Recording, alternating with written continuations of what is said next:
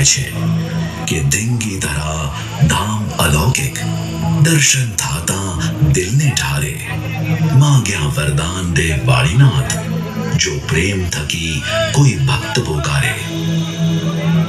વાળીનાથ ધામનો ઇતિહાસ ઘણા વર્ષો જૂનો છે. ગુજરાતના વિસનગર નજીક તરફ ગામે વાળીનાથ ધામ આવેલું છે, જેની સ્થાપના વિરમગીરી બાપુ દ્વારા કરવામાં આવી હતી. અને એક લોકવાયકા અનુસાર તેમણે વાળીનાથ ધામની સ્થાપના બ્રહ્માજીની આજ્ઞાથી કરી હતી. તે બાદ વિવિધ 13 ગુરુઓ દ્વારા આ સંસ્થાનની ગાદી સંભાળવામાં આવી હતી. એમાં પણ બળદેવગીરી બાપુ વિશે એમ કહેવામાં આવે છે કે તેઓ એક મહાન અને ચમત્કારી પુરુષ હતા.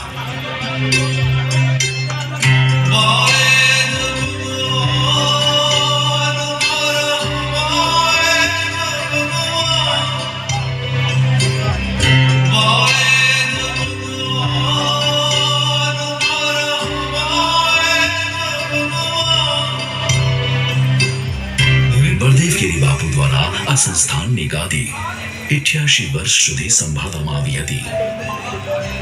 એમ કહેવાય છે કે કોઈ પણ સંસ્થાનની ગાદી 88 વર્ષ સુધી સંભાળનારા સનાતન ધર્મના તેઓ એકમાત્ર ગુરુ છે.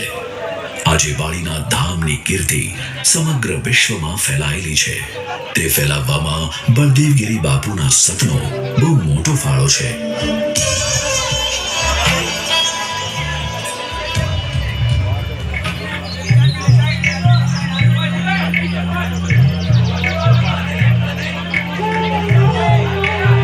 નાનપણથી જ બળદેવગીરી બાપુ ખૂબ જ તેજસ્વી દેખાતા હતા.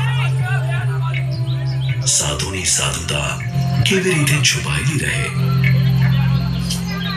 તેમના તેજથી સનાતન ધર્મના 12મા ગુરુ સૂરજગીરી બાપુ ભારે પ્રભાવિત થયા હતા. બાપુ આવો ને. જય વાળીનાથ બાપુ. જય વાળીનાથ. પધારો, બેસો. અમારું આંગણું ધન્ય થઈ ગયું.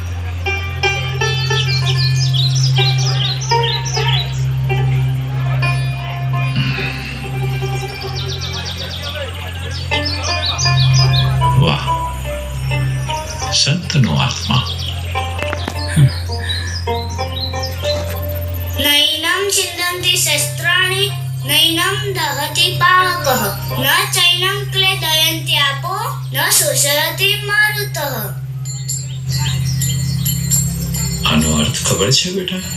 હા, આત્માને શસ્ત્રો કાપી શકતા નથી, અગ્નિ બાળી શકતો નથી, પાણી પલાળી શકતું નથી અને પવન સૂકવી શકતો નથી. ભગવદ્ ગીતાના બીજા અધ્યાયનો 23મો શ્લોક છે આ. કોણ છે આ બાળક? મારો દીકરો બળદેવ છે. નાના મોટે ભૂલચૂક થઈ જાય તો માફ કરી દેજો.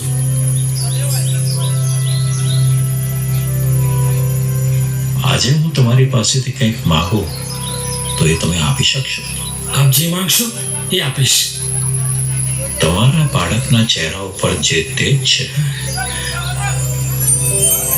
એના ઉપરથી ચોક્કસપણે કહી શકું છું કે આ બાળક મોટો થઈને મહાન સંત બનશે.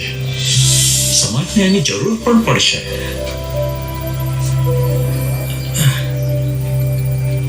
એટલે હું ઈચ્છું છું તમે તમારા દીકરાને વાળીનાથ ધામને સમર્પિત કરી દો.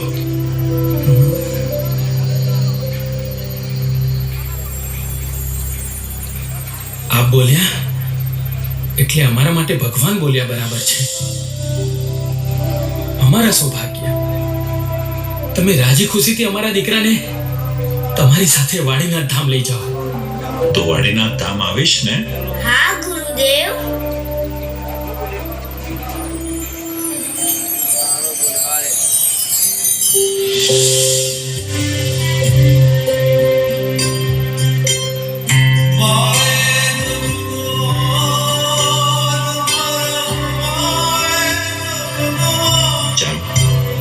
રજા લઈએ.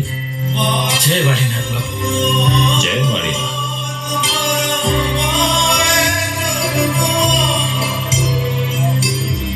વિદાયને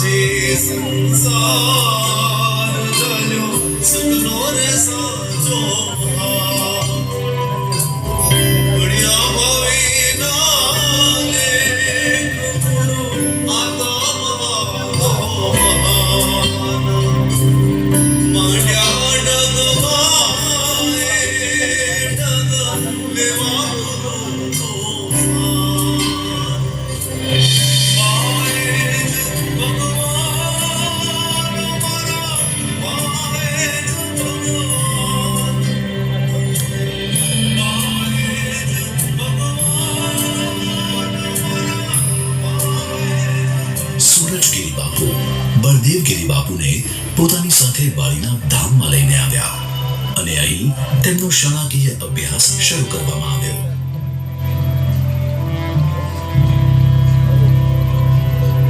શાળાએ જવા માટે તેમને ખાસ ઘોડી ઉપર બેસાડીને મોકલવામાં આવતા હતા. બળદેવ, આજે તો શાળામાં ખૂબ જ મજા આવવાની છે. કેમ? આજે એવી તો શું ખાસ વાત છે? એક તો આજે શાળામાં મારો ખૂબ જ ગમતો વિષય ભણાવવાના છે, અને બીજું કે આજે તો એક દાદા તરફથી શાળામાં નાસ્તો પણ આવવાનો છે. તારું ધ્યાન હંમેશા નાસ્તામાં હોય છે, એના કરતા ભણવામાં ધ્યાન આપ.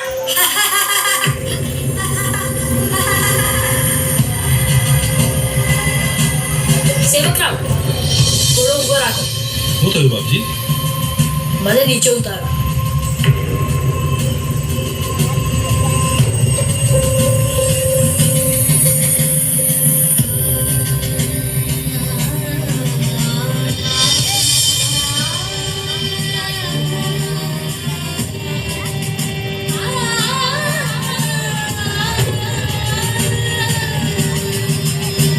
આજ પછી મારા મિત્રો જેવી રીતે નિશાળે જશે ને તેવી જ રીતે હું પણ જઈશ. ચાલો.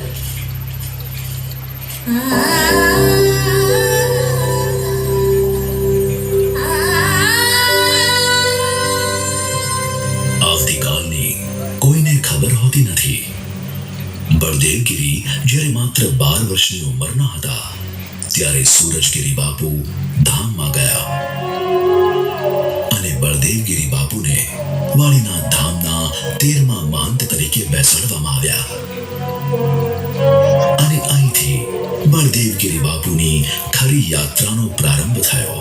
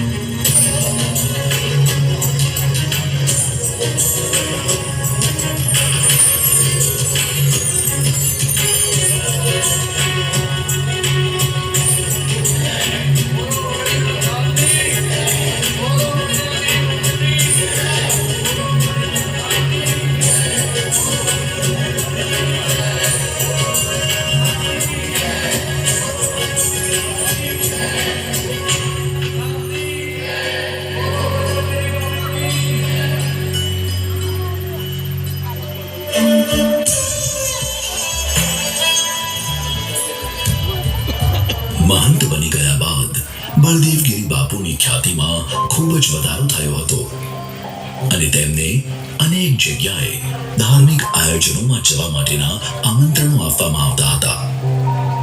બળદેવગીરી બાપુ પ્રેમથી તે આમંત્રણનો સ્વીકાર કરીને તે આયોજનોમાં હાજરી આપતા અને ક્યારેક તેમની શક્તિનો પરચો પણ આપતા હતા.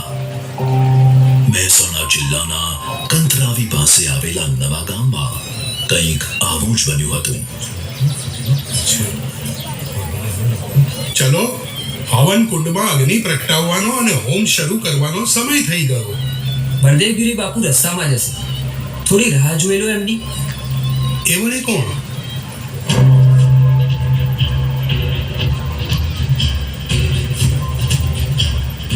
અરે એ તો હજી નાનો બાળક છે. એ હવનમાં હાજરી આપે કે ના આપે કઈ ફેર નથી પડતો. તમે તમારા અગ્નિ પ્રગટાવો. અમારા બાપુ ભલે નાના હશે પણ તેઓ એક સિદ્ધ પુરુષ છે. પણ એમાં એમની આટલી રાહ જોવાની જરૂર ના હોય.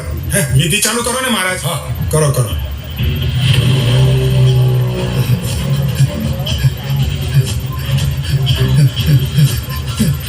બાપુ કોઈ પડ્યો. ગળો ઉભરાવો. ભાઈ ઓ ભાઈ આનો ભાઈ આવી આવ્યો. હમણાં ઠીક થઈ જશે.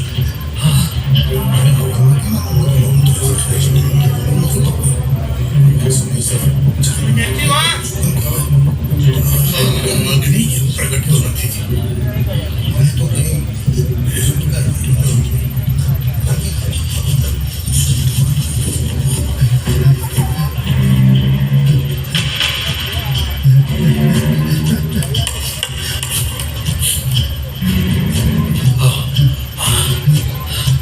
બાપુ આને સારું થતું લાગે.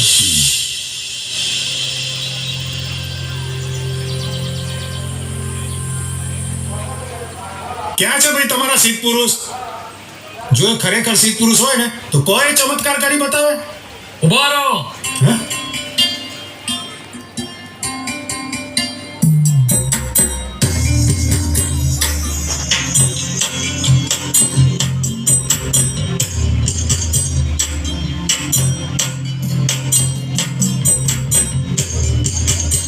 જય ભારત. જય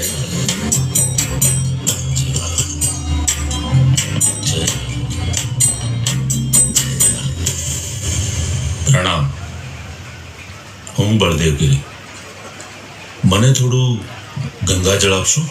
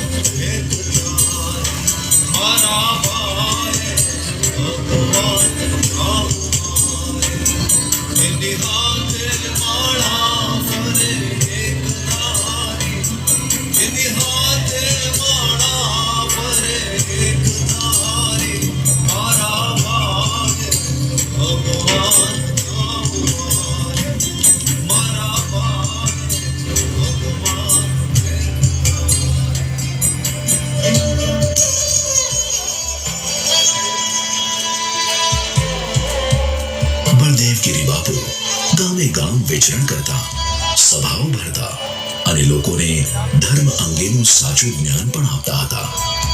તમામ જગ્યાએ બળદેવગીરી બાપુની ખ્યાતિ એટલી બધી થઈ ગઈ હતી કે તેઓ જ્યાં જાય ત્યાં લોકો તેમના આશીર્વાદ લેવા માટે ઉમટી પડતા હતા. મંદિરનું અને તેમાં રહેતા અન્ય અનુયાયીઓનું ગુજરાન ચલાવવા માટે બાપુ ગામે ગામ જઈને પરંપરા પ્રમાણે ટેલ લેતા. તેમાં જે રકમ મળે તેનો સ્વીકાર બાપુ કરી લેતા. એવામાં એક દિવસ બાપુ એક ગામે ગયા.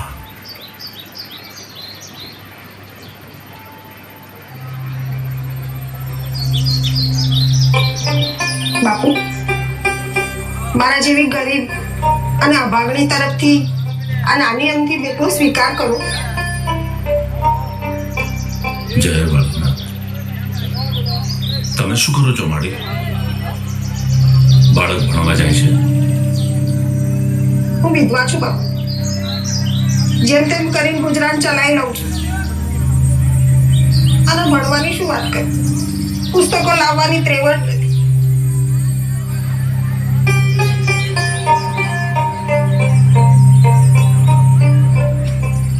હાલો માડી,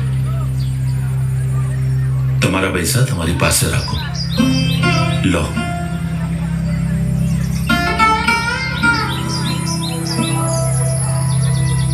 જય વાળીનાથ. જય વાળીનાથ.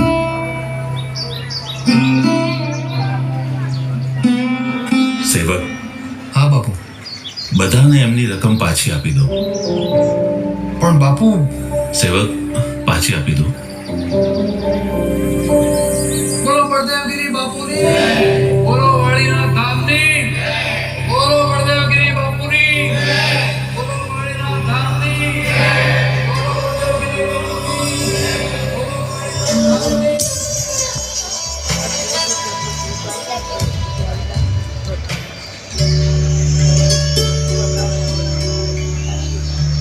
બાપુ, સાંભળ્યું છે કે હમણાં તમે ગામમાં ગયા હતા તો આપે તેલના પૈસા પાછા આપી દીધેલા. હા, એ પૈસા તો પાછા આપ્યા, પણ હવે પછી એ ફરજિયાત ટેલ પ્રથા પણ બંધ કરીશું અને પુસ્તક પરબ બનાવીશું, જેથી દરેક બાળક વિના મૂલ્યે ભણી શકે. પણ બાપુ, ટેલ પ્રથા તો બંધ કરીશું તો મંદિરનો ખર્ચો કઈ રીતે નિભાઈશું? એની ચિંતા આપણે વાળીનાથ ધામના ધણી ઉપર છોડી દઈએ. એની જેવી ઈચ્છા હશે તેમ થશે. અને બાપુ, દરેક બાળકના શિક્ષણનો ખર્ચો આપણે દઈશું? એકદમ સાચી વાત.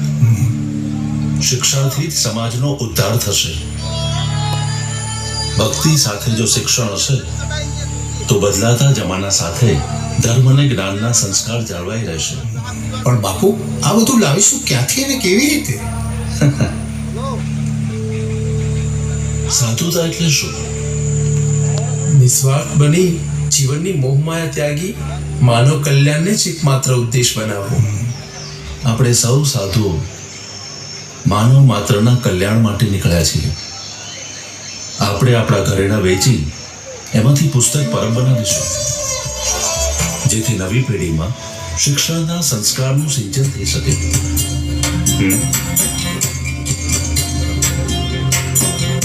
જ્યોત જલાવી જ્ઞાનની દહે પુસ્તકનો આધાર વાંચ્યાને રમનાર તેને માદાને ઉપચાર ટેલ પ્રથાને બંધ કીધી ધંધો ના હો જે કોઈ આવ્યો આવતી ઉજળા કીધા એના દર્શને પાવન થાય નર નારી, એના દર્શને પાવન થાય નર નારી. મારા ભાઈ ભગવાન એક તારી, મારા ભાઈ ભગવાન રામ મારી.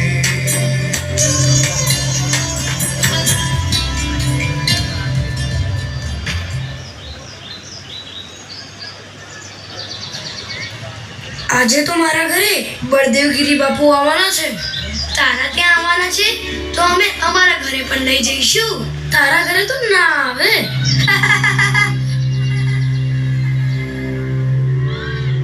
ક્યાં જાય છે?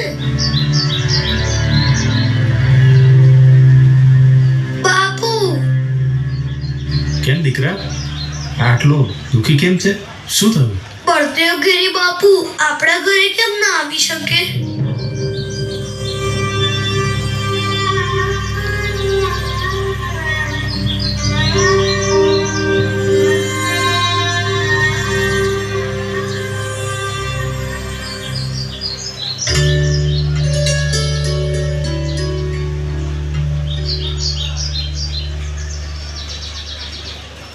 જય વાળીનાથ બાપુ, અમે રજા લઈએ.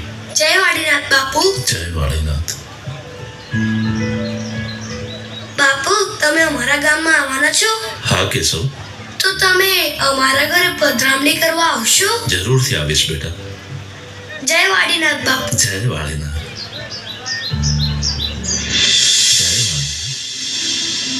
જય વાળીનાથ. પધારો અમારી ઘેર, પધારો બાપુ. જય જય જય વાડીનાથ બાપુ. જય વાડીનાથ બાપુ. જય વાડીનાથ બાપુ. અરે વાઘજી, તારું ઘર ક્યાં છે? બાપુ અમારો વાસ પેલી બાજુ છે. બાપુ તમે અત્યારે અમારા ઘરે પધરામણી કરવા આવશો? બાપુ માફ કરજો, કેશવ હજી બાળક છે, પણ મને ખબર છે આ જાતિના બંધનોના લીધે આ અમારા ઘરે નહીં આવે. વાહકજી, મેં કેશવને વચન આપેલું કે હું એના ઘરે આવીશ. કેશવ, આપણે અત્યારે તારા ઘરે જઈશું. પણ બાપુ, આપણે બીજે ગામ પધરામણી કરવા જવાનું હોય. સેવકરામ, સનાતન ધર્મનો સૌથી મોટો પાઠ એ છે કે આપણે લોકોને એમના કામથી કે કર્મથી નાના કે મોટા ન ગણવા જોઈએ. આપણે સૌ સમાન છીએ. માનવની બુદ્ધિનો વિકાસ એ જ માનવ જીવનનું અંતિમ લક્ષ્ય હોવું જોઈએ. ચોક્કસ ચોક્કસ બાપુ. હા પધારો. અરે અમે ભાગ્યશાળી થઈશું બાપુ જો તમે અમારા આંગણે પધારશો. હા આવો બાપુ. ચાલો કેશવ. હા બાપુ આવો આવો.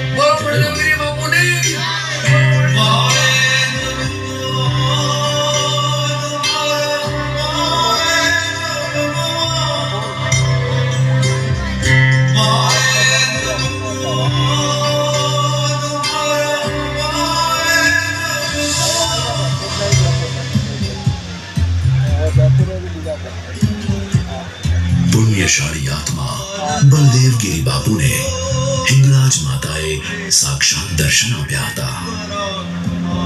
બેઠે મકરાણમાં હિંગળાજ તો હાજરા જોર મામડે બેઠે મકરાણમાં બેઠે મકરાણમાં. એક વખત બળદેવગીરી બાપુ નર્મદા નદીમાં સ્નાન કરવા માટે ઉતર્યા. ડૂબકી માર્યા પછી તેમને ખ્યાલ આવ્યો કે જે માળા સૂરજગીરી બાપુએ તેમને પ્રેમથી આપી હતી તે ક્યાંક ખોવાઈ ગઈ છે. માળા ખોવાઈ જવાથી બળદેવગીરી બાપુ ખૂબ જ વ્યથિત થયા. બાપુ નિજ મંદિર પરત ફર્યા. એ રાતે સ્વપ્નમાં તેમને માં નર્મદા આવ્યા.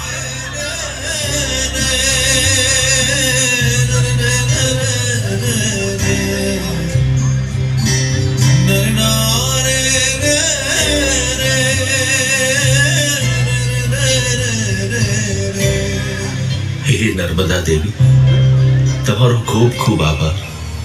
વાળીનાથ ધામ અને બળદેવગીરી બાપુની ખ્યાતિ એટલી બધી ફેલાયેલી હતી કે સમગ્ર ભારતમાંથી સંતો અને મહંતો વાળીનાથ ધામની મુલાકાત લેવા તેમજ દર્શન માટે આવતા હતા. ભારતના પ્રસિદ્ધ એવા કુંભ મેળાના શાહી સ્નાન વખતે બળદેવગીરી બાપુને હાથી ઉપર સ્થાન આપવામાં આવતું હતું. શંકરાચાર્ય દ્વારા તેમને ધર્મ સેવા વિભૂષણની પદવી આપવામાં આવી હતી અને તેની સાથે છડી તેમજ છત્ર પણ અર્પણ કરવામાં આવ્યા હતા. ગુજરાતના ગોપાલક સમાજ દ્વારા બળદેવગીરી બાપુની રજત તુલા કરીને તેમનું સન્માન કરવામાં આવ્યું હતું.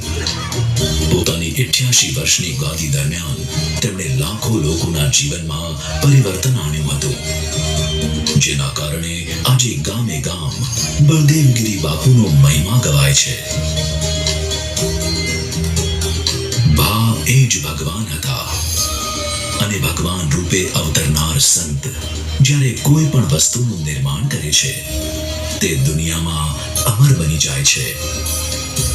બળદેવગીરી બાપુ દ્વારા રણુજા તેમજ વાળીના ધામના પ્રવેશ દ્વારનું નિર્માણ કરવામાં આવ્યું છે.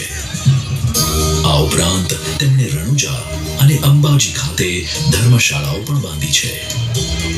બળદેવગીરી બાપુનું સપનું વાળીના ધામને વિશાળ તીર્થધામ બનાવવાનું હતું.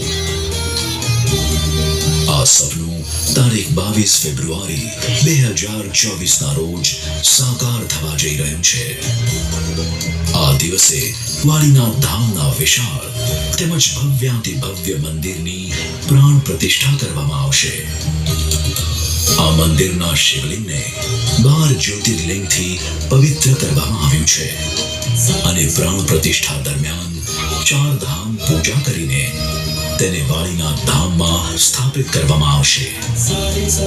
સને 2014માં બળદેવગીરી બાપુએ પોતાની હયાતીમાં જ પૂજ્ય જયરામગીરી બાપુને પોતાના ઉત્તરાધિકારી ઘોષિત કર્યા. 88 વર્ષ ગાદી સંભાળ્યા બાદ પૂજ્ય બળદેવગીરી બાપુ વિક્રમ સંવત 2077ની માક્ષર સુદ 11 મોક્ષદા એકાદશી અને ગીતા જયંતીના પાવન દિવસે સમાધિસ્થ થયા હતા. વાળીનાથ ધામ ખાતે જ બળદેવગીરી બાપુની સમાધિ બનાવવામાં આવી છે.